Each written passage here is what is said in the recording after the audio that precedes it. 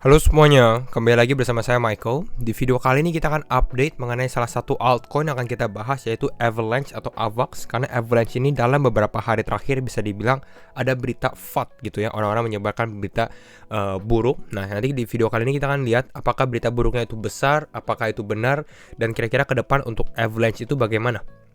Ya, karena Avalanche ini juga sempat kita sering bahas dan salah satu kripto yang cukup besar juga ya, kripto layer 1.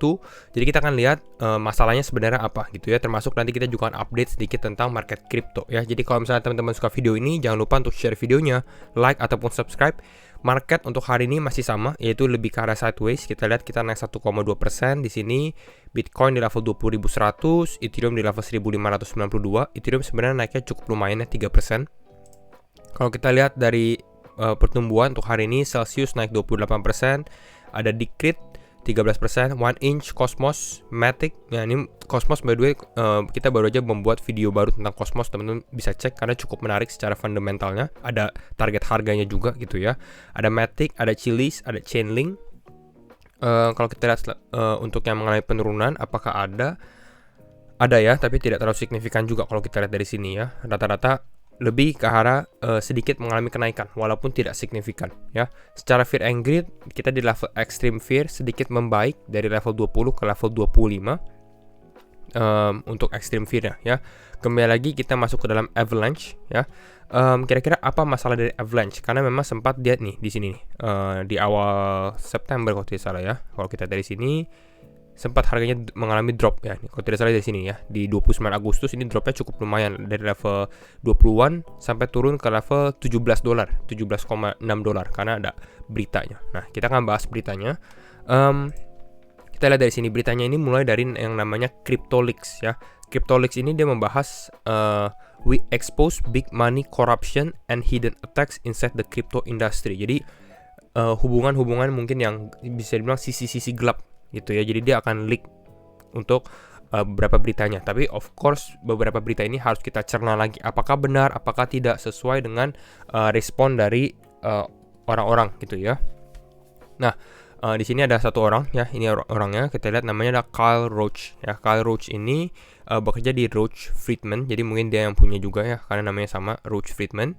Dan di sini membahas tentang The Secret Avalanche Law Firm. Jadi Kyle Roach ini bekerja di Roach Friedman dan Roach Friedman ini adalah bekerja sama dengan Avalanche dan ini di pihak legal ya. Jadi untuk legalitas, untuk hukum dan lain-lainnya. Kira-kira seperti itu ya. Dan di sini dia ada tulis websitenya yang namanya di sini websitenya ya. Avalanche attack Solana and cons SEC in evil conspiracy. Pokoknya ini konspirasi teori juga gitu ya. Bahkan di sini dari CoinDesk juga sempat liput crypto coin Avalanche drops 11% atau turun 11% after self-described whistleblower. Whistleblower ini adalah orang-orang yang mencari masalah gitu ya, mungkin yang cukup parah seperti ini. Salah satunya untuk Avalanche. Kita lihat dari sini whistleblower website ya, tadi whistleblowernya adalah ini CryptoLeaks gitu ya. Accused that Avalanche, the company behind the Avalanche blockchain. Jadi dia lebih ke arah Avalanche ya. Avalanche ini adalah perusahaan yang membawahi Avalanche blockchain gitu ya. The company behind the Avalanche blockchain paid lawyers to hurt competitors and keep regulators at bay. Jadi dia membayar pengacara-pengacara untuk menyerang kompetitor-kompetitor lainnya gitu ya, dan menjaga regulator-regulator untuk nggak ikut campur lah, istilahnya seperti itu. Ya, teman-teman bisa cek langsung aja di CryptoLeaks atau buka tweetnya kalau untuk lebih detailnya di sini tinggal klik. Dan ini kalau teman-teman baca di sini dia ada beberapa hal, dia cerita dari introductionnya. Ini adalah si Emin Gunsirer, dia adalah founder dan CEO dari Avalanche gitu ya. Lalu tadi di sini kita lihat juga ada si Roach Friedman, Kyle Roach ya di sini. Ya bekerja sama yang bekerja di Roach Friedman. Intinya mereka berdua sebenarnya kenal satu sama lain ya, dan mereka ketemukan di satu tempat gitu ya, jadi satu office tower seperti itu ya.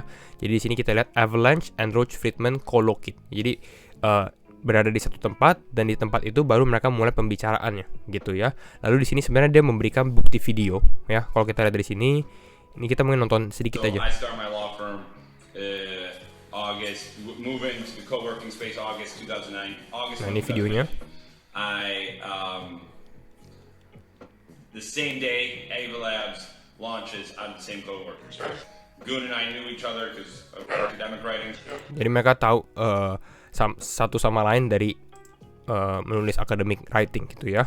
Jadi ini ada beberapa video evidence lah bisa dibilang ya. Kita lihat dari sini cukup panjang sebenarnya, ini teman-teman bisa lihat cuplikan-cuplikannya seperti itu, dan dia membahas cukup detail juga gitu ya tentang mungkin alokasi token dan lain-lainnya ya. Di sini dibilang Carl Roach ya says dia salah satu orang yang paling awal gitu ya yang receive atau menerima Avalanche stock ya. Jadi ini dalam jumlah Avalanche tokennya gitu ya, karena kalau kita lihat Avalanche token di sini kan ada sekitar maksimum supply-nya 720 juta. Ya, jadi dia mendapatkan alokasi token, dan sebenarnya itu adalah sesuatu yang normal yang membantu Avalanche gitu ya, nanti akan diberikan imbalan lah bisa dibilang seperti itu ya. Kita lihat lagi dari sini ya pokoknya dia salah satu yang awal ya after Andreessen Horowitz. Ini adalah salah satu venture capital untuk crypto lah gitu ya. Nah, litigasinya sebenarnya salah satu tuntutannya adalah bahwa dia punya alokasi ini cukup besar ya, sepertiganya dari ownernya, dari CEO Avalanche. Nah, ini yang menjadi perdebatan juga, lalu menyerang beberapa crypto project dan lain-lainnya. Tapi yang saya mau bahas bukan masalah ini, karena langsung gak lama kemudian, beberapa jam kemudian langsung ada respon dari si Carl Roach sendiri maupun dari si Emin Gun Sirer ya. Mereka langsung respons, dan respon dia di sini Carl Roach bilang, ini statement dia di Medium, kita bisa lihat dari sini, dia bilang bahwa ini highly edited video clips that are not presented with accurate context. Jadi sebenarnya videonya benar gitu ya, tapi diedit gitu, jadi mungkin dicuplik-cuplikin ya. These videos were recorded without my consent, jadi nggak minta izin gitu ya, during private meetings with Kristen Eger Hansen. Jadi ini salah satu orang juga, dan ini salah satu bekerja dengan salah satu kreator dari ICP token. ICP juga salah satu token kripto gitu. Jadi ini bisa dibilang drama untuk Avalanche sendiri gitu ya. Lalu di sini ada pembahasan lebih dalam lagi, tapi intinya adalah menurut Carl Roach ini not true ya, diedit.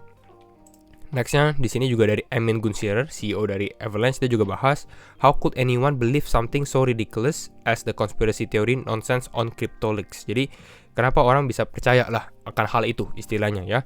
Dia juga langsung memberikan statement yang cukup jelas juga, dimana the allegation on this side, dia bilang ya, alegasinya, tuduhannya lah bisa dibilang gitu ya, ini salah, false ya, tidak benar. Avalanche believe in transparency and facing the world head on ya. Dia Avalanche ini ya transparan gitu, share semuanya ke komunitas dan gak ada behind the scene yang sisi gelap dan lain-lain gitu ya. Itu kira-kira tujuan dari jawaban dari si Emin Gun Sirer. Ya, bagaimana pendapat kita? Kalau saya lihat dari sini sebenarnya responnya cukup bagus, dan kalau kita lihat secara price action dari Avalanche sendiri pada saat di attack dan secara responnya, kita bisa lihat nanti secara teknikalnya di sini memang sempat drop cukup besar gitu. Kita lihat di time frame 4 jam. Nah, di kisaran level ini kalau teman-teman perhatikan di sini, ini drop cukup besar, mungkin ini pada saat keluar gitu ya, newsnya keluar. Kalau kita lihat dari sini, ini tiba-tiba turun 13% ya, turun 13%. Tapi mereka merespon ya, dan responnya mungkin orang-orang percaya karena mereka responnya langsung cepat, ada bukti konkret dan lain-lain. Dan ini Avalanche pun juga rebound kembali istilahnya. Jadi dia turun 13% langsung naik lagi ke 17,4% gitu. Jadi kalau kita dari secara price action, sebenarnya orang-orang mungkin sekarang merasa oke, ini hanyalah sebuah berita yang gak benar gitu ya. Tapi ya tetap kalau ada seperti ini, udah di attack dan lain-lain, ya mungkin teman-teman bisa sedikit hati-hati gitu ya, takut siapa tahu benar gitu, kita lebih was-was aja gitu ya. Jadi itu, tapi secara fundamental sebenarnya tidak ada yang berubah dari Avalanche. Kalau saya rasa masih salah satu kripto yang kuat gitu ya. Ini mungkin hanyalah suatu berita, dan memang kalau benar itu nggak terlalu baik gitu ya untuk namanya Avalanche.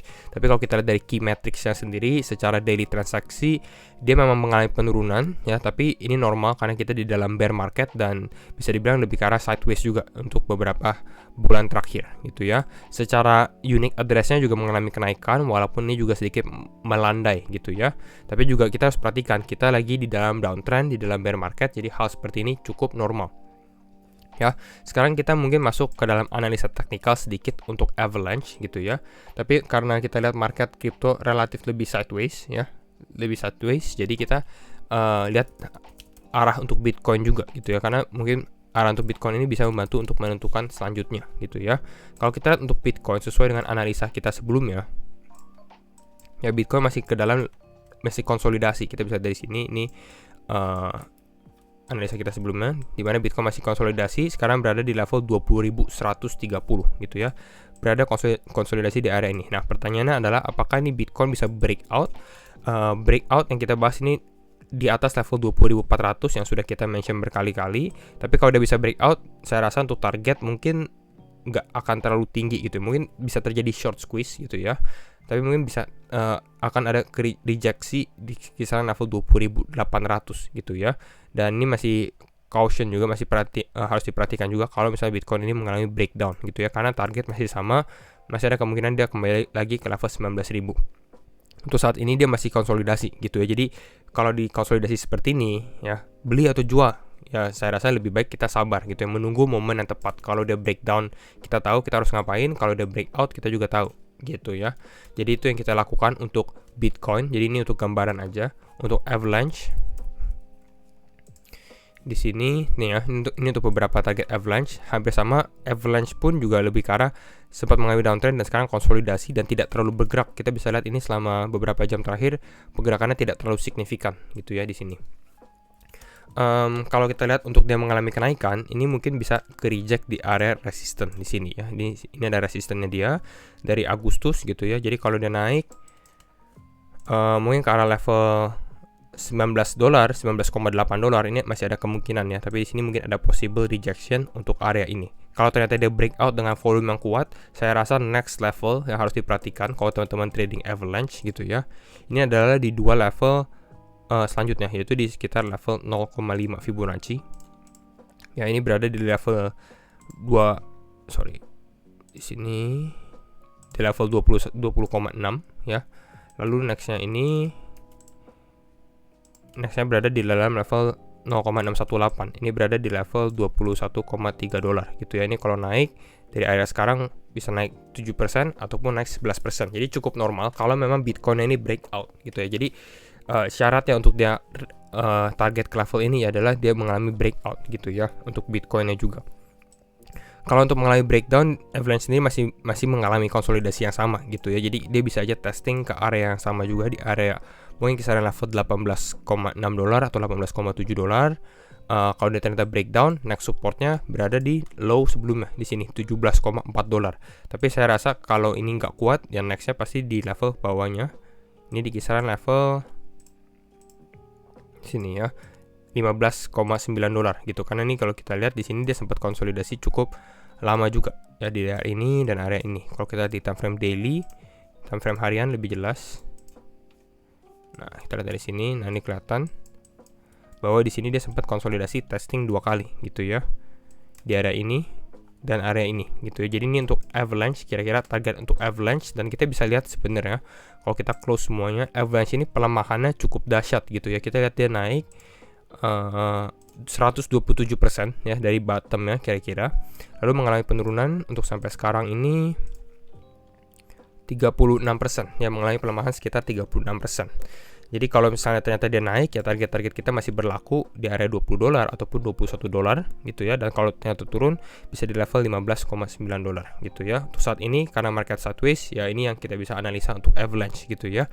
Dan itu aja dulu untuk update market crypto hari ini. Dan kalau misalnya teman-teman suka video ini, jangan lupa untuk share videonya, like ataupun subscribe, and see you in the next video. Bye bye.